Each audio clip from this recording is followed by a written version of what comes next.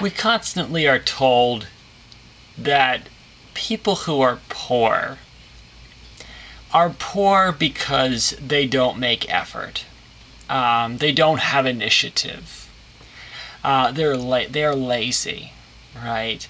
All these kinds of derogatory comments that are made about the poor in this country. And I really want to challenge that, right? And there are many others who have as well. But I'll establish myself as being on their side, right? There are plenty of working poor in this country. And data supports this conclusion. Over 20 million working poor in America. Who are working, right, a job that simply doesn't pay a living wage when the minimum wage is like $7.25 an hour, right? Federal minimum wage. Some states are higher, right? Many are not, right? But $7.25 an hour is not a living wage. You really can't even come close as a single person to living on $7.25 an hour. So the idea that people who are poor are simply lazy, and that's why they're on welfare programs, doesn't make much sense. Now, I'm sure there are some people who are on welfare, who aren't working, who are getting a lot of money from the government, or at least a lot of money in their eyes, right? If the alternative is working a minimum wage job at McDonald's, right? If they're getting $12,000 a year in food stamps and subsidized housing, then that might be a lot of money, right? But it doesn't seem to me that the issue, the problem, is lots and lots of poor, lazy people, right? The job market in this country is not very good. There are plenty of people out there who are looking for jobs who are having a very hard time finding any jobs, basically, in their area, even minimum wage jobs, let alone well-paying ones. And so it seems to me that the solution to the problem is not to blame poor people, but to create a jobs program, specifically an infrastructure. Right, this country's infrastructure needs repaired. That's been explained in many texts. I mean, one very easily accessible one would be Adriana Huffington's Third World America. But there are many texts that show us how dilapidated our infrastructure is, our bridges and roads. We could definitely benefit as a society from spending billions of dollars to repair our roads and bridges and put people to work in those jobs. So if you don't like the fact that there are people on welfare programs, then let's get people off of welfare by giving them jobs that pay a living wage.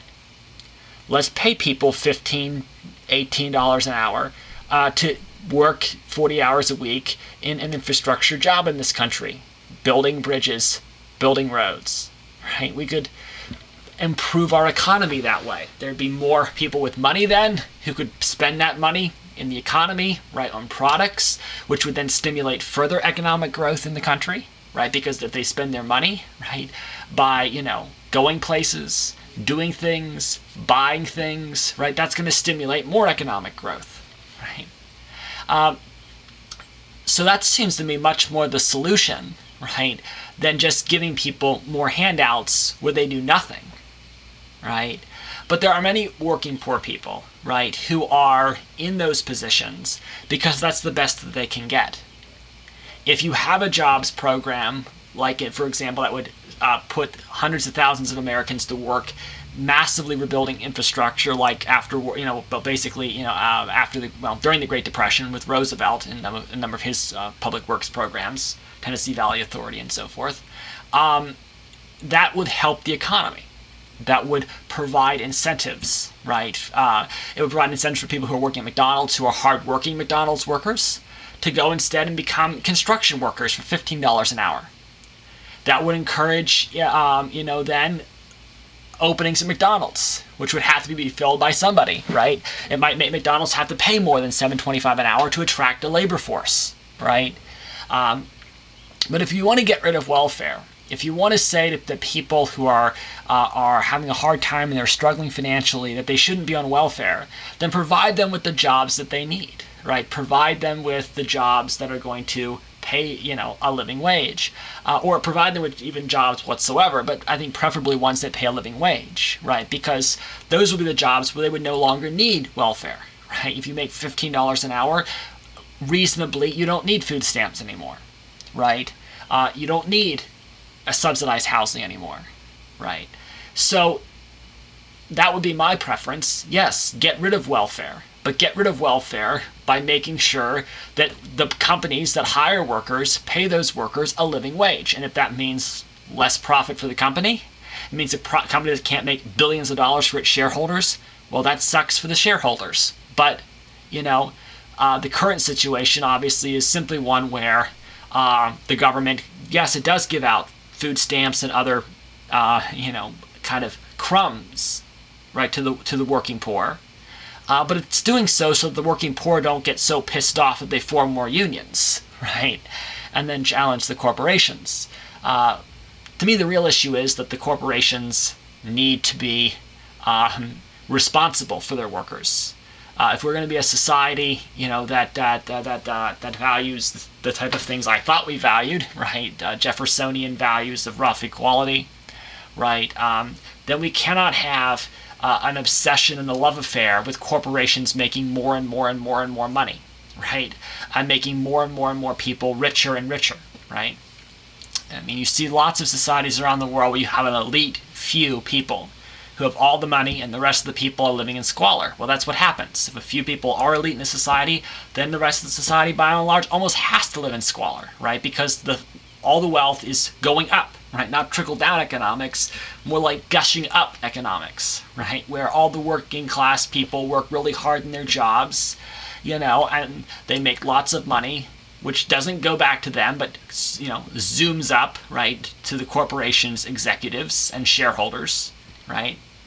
And they get the wealth, which they can then use to buy a new yacht or to invest in even more shares in the company, right? Or do something else that has very little benefit at all for the working poor, right? Maybe it creates a few new jobs in the yacht building industry, right? But it doesn't substantially help the working poor, right? So to me, rather than, again, blaming poor people and saying that poor people are lazy, not that there aren't lazy poor people, but there's plenty of poor people who are not lazy. Maybe the solution is to create an economy, to create a society in which you have jobs that pay a living wage. But to do that, of course, you have to have money, right? You have to have money for the infrastructure program. So my solution is very much simple. Take it from the rich, right? High inheritance taxes. Arrest rich people, right, who invest their money, illegally, right? Arrest rich people who keep their money in offshore accounts illegally, right? Create a society in which the American people, at least create an American people first, you have a consciousness of the problem, and have corporations, in America where maybe there aren't even shareholders, right? I mean, the shareholder system I don't think is even necessary, right? It's an incentive, obviously, supposedly for the company to produce better, right? But more and more, the data and the evidence suggests that a lot of people will work diligently in their company simply because they want to be the best at what they can be the best at, right? And so the idea that people who are high up a company want their company to fail or won't be, won't have any kind of ingenuity, right, unless there's massive profits to be made, doesn't make a lot of sense to me. Right? And the idea that people in the company who come up with original ideas only come up with those ideas because of the potentially great bonuses they're going to get as a result of coming up with the great ideas, that also seems unlikely, right? And there's a lot, again, of evidence to indicate that point too, right? That creative minds do not necessarily become more creative with an incentive like money. Right. In some cases, that incentive, it seems, creates such an obsession on the focus of the incentive, right, in other words, they become so obsessed with gaining the money that it actually clouds their ability to think originally and creatively about a new product, right? But in addition, when you have this kind of system, you have so many poor people, right? So many people who are low-wage workers in these jobs. What incentive do they have to work diligently in their job if they're not respected in their job? What kind of incentive do they have to work really diligently in their job when they know that they're not going to get promoted, right? Most likely. They know that, they're going to be kind of stuck in their place, right? They know that the company is going to exploit their labor as much as possible and not give them bonuses, but instead, kind of, again, keep them in that kind of place or position of subservience. That seems to me to create very little incentive, right? And I'm sure that destroys productivity and hurts the society. Whereas if you feel like you're a valuable member of a company, right, as an employee, I'm sure that's going to help you want to work more diligently as an employee, right? But again, if the obsession then becomes so much on profit, right, and you're paying your workers slave wages, right? $7.25 an hour to me is pretty much the slave wage in America. Right? If rent's $500 a month, then you can't live, in other words, on $7.25 an hour. What incentive do workers have? And if you have workers who get disenfranchised with the system and they drop out of the labor force and they would rather try to accept welfare rather than go and get a job, well, that's not really surprising to me when you have a system, right, in which the job conditions are so sucky and the workers are so undervalued, right, by the kind of by the employment, by the bosses and by the company itself. But the idea again that all the problems are simply the result of lazy poor people does not strike me as being in any way true, right? We can always find the example of the lazy poor person. We can always find the example of that that person who's on welfare, who doesn't have a job, who's accepting all this assistance, all right, but even with that being true, it doesn't address the fundamental problem that there is a massive low-wage marketplace. There are many people who are still extremely poor, even though they work very diligently in a job for 40 hours a week or even more than that, because the jobs don't pay much, and there are very few jobs, available that pay, that you can try to pursue that pay well. Often these jobs, even that do exist, more and more seem to be about connections, right? Or maybe if you have an elite education, right? But if you're in a job like Walmart, right? A lot of people don't see themselves rising up the Walmart corporate structure, right? So why do they want to work hard in Walmart? They're not appreciated, right? They're getting paid a slave wage. Why would you want to work diligently under that condition, right?